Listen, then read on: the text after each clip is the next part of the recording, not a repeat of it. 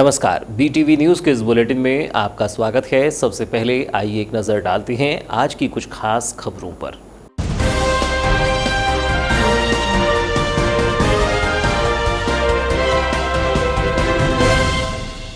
Dumper ने मारी यात्री बस को जबरदस्त टक्कर। बालाघाट लामता मार्ग पर हुआ भीषण हादसा। आमगांव के पास दुर्घटनाग्रस्त होकर पलटी बस। घटना के बाद मौके पर मची चीख पुकार। हादसे में 10 यात्री घायल, कोई हताहत नहीं। पेट्रोलियम पदार्थों के दामों में लगी आग। अब डीजल भी शामिल होगा 100 क्लब में। पेट्रोल डीजल के बालाघाट में सर्वाधिक दाम। मूल्य वृद्धि से आम आदमी को राहत नहीं। बालाघाट में डीजल का मूल्य 99 के पार। जिला अस्पताल में भर्ती प्रसूति की हुई मौत। मृतका के परिजनों ने मौत पर किया हंगामा। मौत के पीछे बताई अस्पताल प्रबंधन की लापरवाही। बच्चे को जन्म देने के बाद चल बसी प्रसूता महिला। और अब समाचार विस्तार से। समाचार के इस बुलेटिन के साथ मैं हूं महेंद्र अमूले। बालाघाट लामता मार्ग पर 1 जून की शाम भीषण सड़क दुर्घटना घटित हो गई, जिसमें लामता जा रही एक यात्री बस को सामने से आ रहे डंपर चालक ने जबरदस्त टक्कर मार दी। घटना के बाद सड़क से नीचे उतरकर बस क्षतिग्रस्त हो गई। हादसे के बाद मौके पर लोगों की चीख पुकार मच गई और 10 से अधिक यात्रियों को गंभीर चोटें आई है।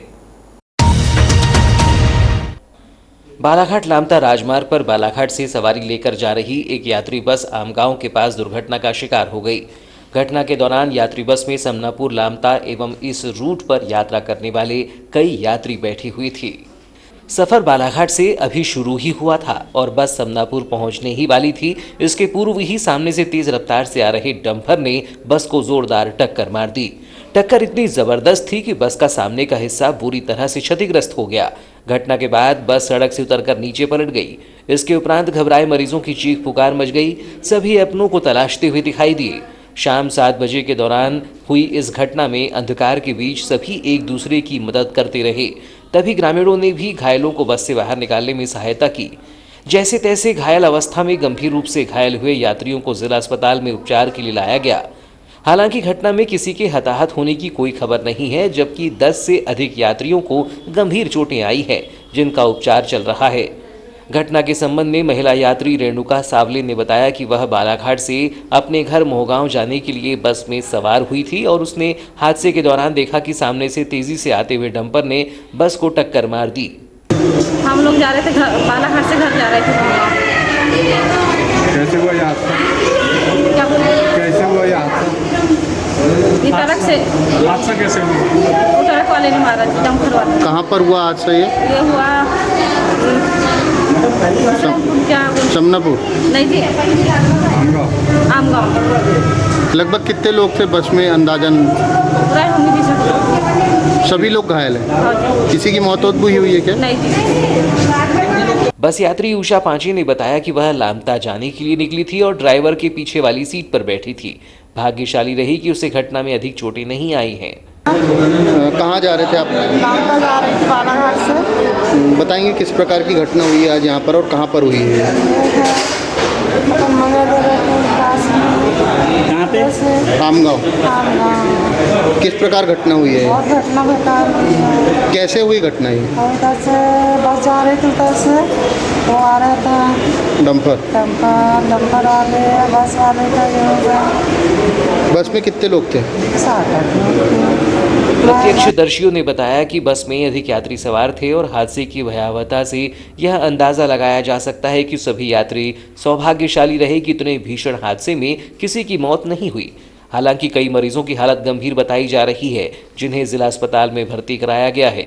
घायलों को लेकर जिला अस्पताल में एक के बाद एक एम्बुलेंस पहुंचने का दौर जारी रहा, जो घटनास्थल से घायलों को लेकर आती रहीं और यहां भर्ती करने के पश्चात उनका इलाज प्रारंभ हो सका।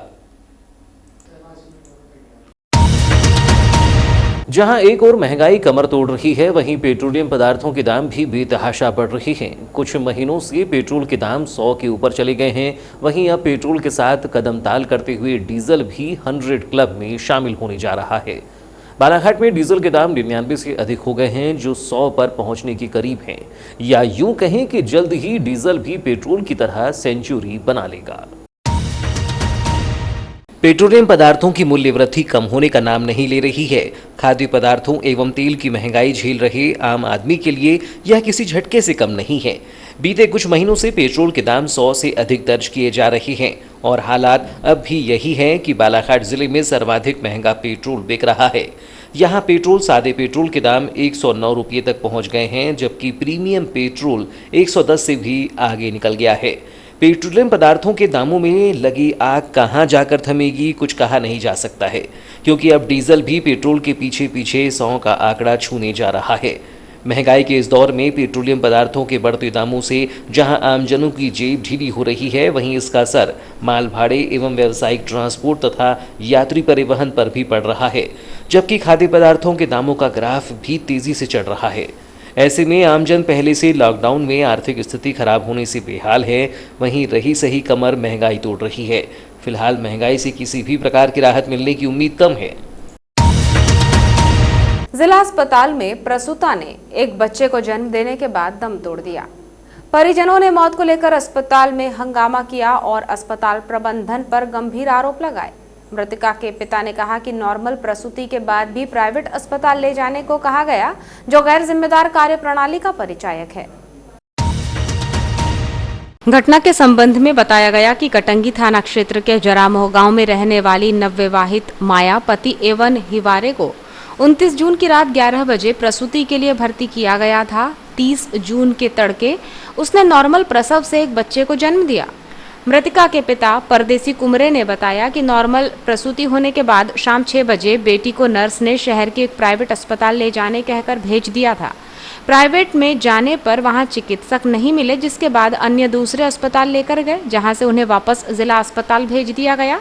यहां लेकर पहुंचने पर डॉक्टरों ने प्रसूता को मृत घोषित कर दिया। इस मौत पर परिजनों का आक्रोश अस्पताल प्रबंधन पर फूट पड़ा और उन्होंने इसका जिम्मेदार डॉक्टरों और स्टाफ की गैर जिम्मेदार कार्यप्रणाली को बताया। मृतका के पिता परदेसी ने बताया कि मरीज गंभीर होने पर जबलपुर नागपुर रेफर किया जाता है, बालाघाट शहर में ही क्यों भेजा गया। मरीज जिला अस्पताल में ठीक था और तबीयत खराब हो रही थी तो वहीं उपचार करते। मौत के लिए जिला अस्पताल जिम्मेदार है, इसके लिए सख्त कार्यवाही हो। वो इसकी शिकायत सीएम ऑनलाइन में करेंगे। मेरी बेटी एडमिट थी बालाघाट हॉस्पिटल में, जिसकी नॉर्मल डिलीवरी हुई। नॉर्मल डिलीवरी होने के बावजूद मेरी बेटी ने डिलीवरी होने के बावजूद भी चाय तोश वगैरह खाई पी, खाना भी खाई। दिक्कत किसी बात की नहीं रही कि एक बेटा हुआ उसके तरफ में नॉर्मल डिलीवरी होने के बावजूद भी। लेकिन वहाँ की जो कारस्तानी है वहाँ पर हॉस्पिटल के लोगों की, जिस भी प्रकार से मेरी बेटी को उनने बोले कि आप प्राइवेट हॉस्पिटल में ले जाओ, तो ये है बालाघाट ज़िले का सबसे बड़ा हॉस्पिटल बालाघाट शासकीय हॉस्पिटल है। शासकीय हॉस्पिटल से अरे तो आप मेरे को जबलपुर भिजवाने की बात करते हैं, आपने प्राइवेट में क्यों की है ऐसा। मैं पूछना चाहता हूँ ये मैडम के स्टाफ के सभी लोगों से कि आपके पास में क्या ऐसी चीज़ें हैं कि आपने प्राइवेट में जाने के लिए बोले मेरी बेटी को। मेरे दामाद के हाथ में आपने खाली कागज़ पे साइन करवा करके प्राइवेट में ले गए तो क्या हुआ? प्राइवेट में जाने के बाद में वहाँ पर हमारे अवेलेबल ही नहीं थे, डॉक्टर अवेलेबल नहीं थे। दोनों पति पत्नी कहीं अपनी रिश्तेदारी में शादी विवाह में चले गए। वहाँ से मैंने फ़ोन लगाया, मैं मोटरसाइकिल से जा रहा था अपने मित्र के साथ में, तो उनमें छोटे भाई ने मुझे फ़ोन लगाया कि भैया कैसा करेंगे। तो मैंने बोला आरोग्य वाले के यहाँ पर ले जा लो। तो वहाँ डॉक्टर साहब ने बोले कि आप बूढ़ी ले जा लो। बूढ़ी जब आए तो मेरे भाई ने बोला कि मेरी बेटी नहीं रही। तो मैं तातोड़ साहब से बोला कि मैंने बोला ऐसा क्यों हुआ, क्योंकि आपके यहाँ से मेरी बेटी जब गई तो यानी सरकारी हॉस्पिटल से जाने के बाद में आप प्राइवेट की कैसी बातें की है।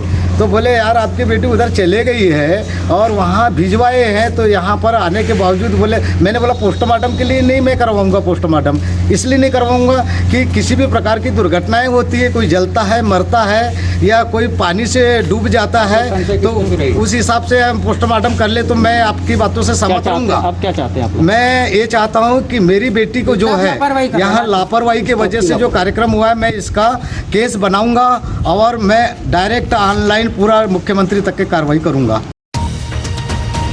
शिवराज सरकार में राज्य मंत्री बनाए गए रामकिशोर कावरे की इस पारी का 2 जुलाई को 1 वर्ष पूरा होगा। इस 1 वर्ष में किस प्रकार जनहितैषी योजनाओं और आयुष विभाग के द्वारा कोविड काल में किए गए कार्यों को लेकर उन्होंने जानकारी दी।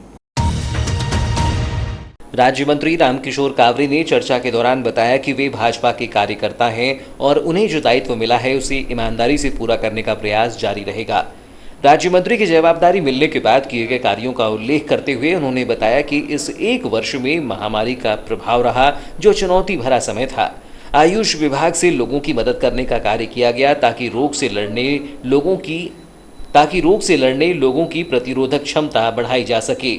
हेल्थ वेलनेस सेंटर के साथ ही जल संसाधन के लिए डीम की चिंता करने का भी कार्य किया गया।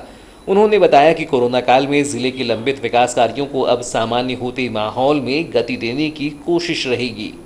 मैं भारतीय जनता पार्टी का एक तो कार्यकर्ता हूं छोटा सा, और भारतीय जनता पार्टी के कार्यकर्ता होने के नाते जो भी दायित्व मुझे मिला है उस दायित्व का मैंने ईमानदारी के साथ निर्वहन करने का काम किया, क्योंकि 2 जुलाई को मेरा 1 साल कंप्लीट होगा जो दायित्व मुझे मिला था। बहुत चुनौती भरा समय था जब कोरोना महामारी का प्रभाव था। उस समय अपने जिले, अपने प्रदेश के लोगों को कैसे हम आयुष विभाग के माध्यम से लोगों की मदद कर सकते हैं, हमने करने की कोशिश भी किया। हमने अलग अलग व्यवस्था की दृष्टि से, चाहे वो त्रकट्टू चूर्ण हो, चाहे हमारे आरोग्य कषाय में हो, इस प्रकार की योजना लाकर हमने लोगों की प्रतिरोधक क्षमता बढ़ सके, ऐसा हमने पूरे प्रदेश में काम करने को प्रयास किया, जिसका परिणाम आपको देखने को भी पहले फेज में मिला।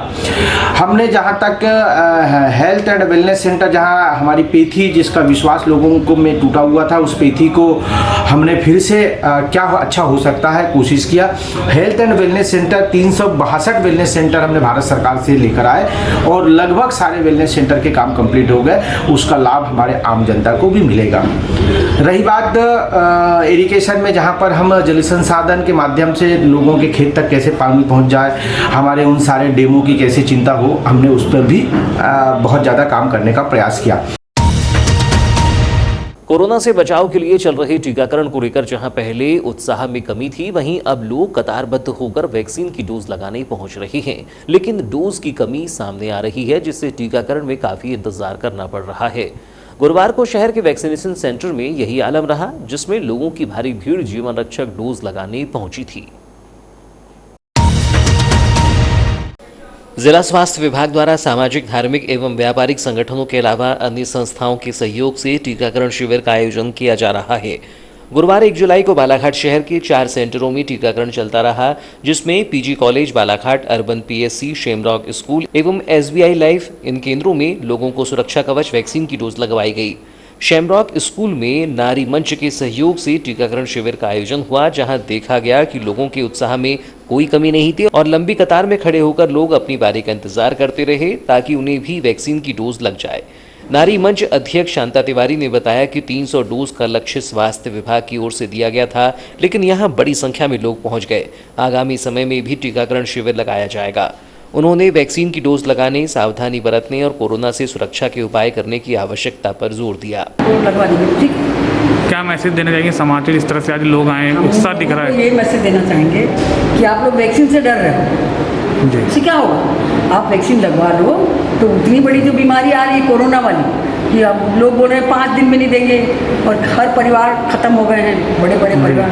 तो अब तो देख के हमको सचेत हो जाना चाहिए कि ये बीमारी अगर आती है तो छोड़ती नहीं, तो ज़्यादा अच्छा है हम सावधानी के बतौर वैक्सीन लगवा लें।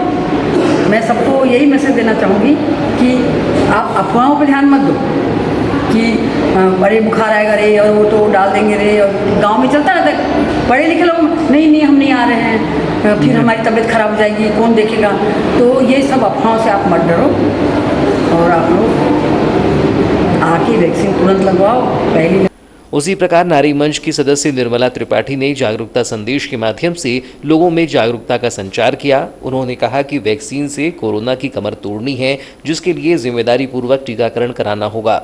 कार्यक्रम में सहयोग करने के लिए जनता से अधिक हम यही अपील करेंगे कि सभी लोग वैक्सीन लगवाएं। इससे हम अपने को तो सुरक्षित रखेंगे, हम अपने घर परिवार एवं समाज के लोगों को भी सुरक्षित रख सकते हैं। वैक्सीन लगाने से आने वाली जो तीसरी लहर का जो चेतावनी दी जा रही है, उससे हम सभी लोग सुरक्षित रह सकते हैं। टीकाकरण को लेकर जिला टीकाकरण अधिकारी परेश उपलप ने कहा कि शहरी क्षेत्र में 4 स्थानों पर टीकाकरण शिविर का आयोजन किया गया था। बालाघाट शहर में कुल 1000 डोज लगाने का लक्ष्य रखा गया था, जिसकी पूर्ति की गई।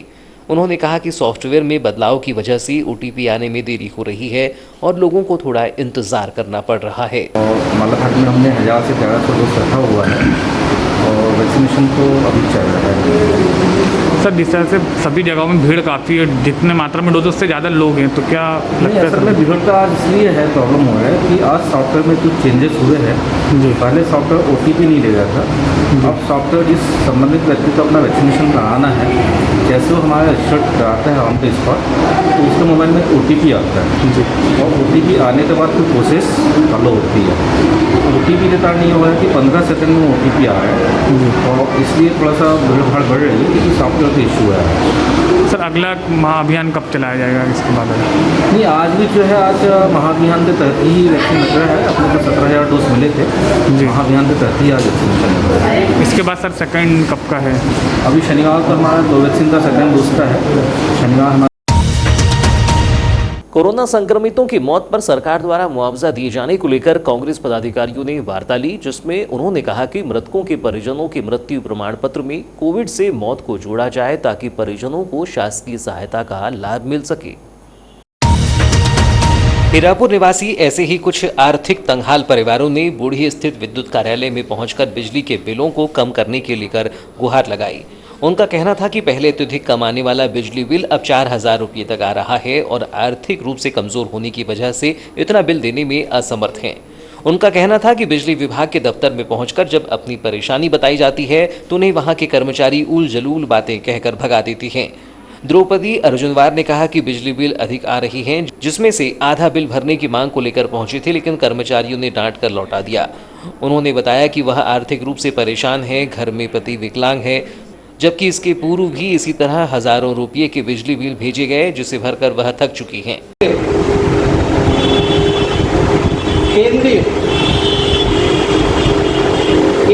केंद्रीय मंत्रालय से इसको आपदा घोषित करके वो जारी कर दिया गया था, लेकिन कुछ दिन बाद फिर उसको वापस ले लिया गया।